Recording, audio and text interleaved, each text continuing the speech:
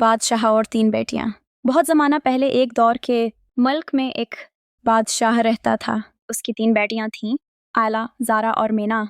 बादशाह अपनी बेटियों से बहुत मोहब्बत करता था, मगर वो ये जानना चाहता था कि कौन सी बेटी उसे सबसे ज़्यादा चाहती है। एक दिन बादशाह ने अपनी तीनों बेटियों को दरबार में बुलाया और कहा, बेटियों, बताओ तुम मुझसे कितना प्यार करती हो। सबसे बड़ी बेटी आयला बोली, अबू जान, मैं आपसे उतना प्यार करती हूँ जितना सोना कीमती होता है। दूसरी बेटी ज़ारा ने कहा, यो, मैं आपसे इतना प्यार करती हूँ जितना हीरा चमकता है। छोटी बेटी मेना मुस्कुराकर बोली, अबू जान, मैं आपसे उतना प्यार करती हूँ जितना नमक ज़रूरी होता है।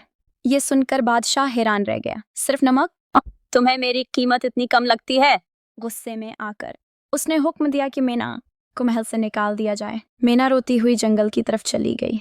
रास्ते में उसे एक बूढ़ी औरत मिली जो दरअसल एक परी थी।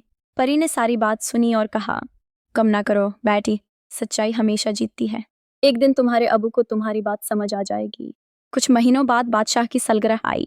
दोनों बड़ी बेटियों ने मांगे और कीमती खाने बनवाए, मगर किसी ने भी नमक नहीं डाला। सारे खाने बेज़ायका लग रहे थे। शाम की एक पड़ोसी रियासत से एक जवान राजा आया। वो मेना का शौहर था। उसने बादशाह के लिए खास दावत तैयार करवाई। इस दावत में मेना ने खुद खाना बनाया और इसमें नमक बिल्कुल ठीक मिकदार उनमें डाला। जब बादशाह ने वो खाना चखा तो उसकी आंखों से आंसू निकल आए।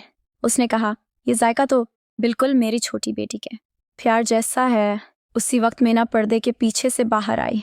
बादशाह ने उसे गले लगा लिया और कहा, मुझे अब समझ आया कि असल दौलत सोना या हीरा नहीं बल्कि नमक है, जैसे तुम मेरे जीने के लिए ज़रूरी हो।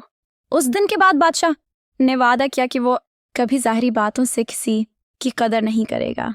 और सबक, जो चीज़ छोटी लगती है वो ज़रूरी नहीं कि कम कीमत हो। कभी कभी सबसे आम चीज़ ही सबसे कीमती होती है।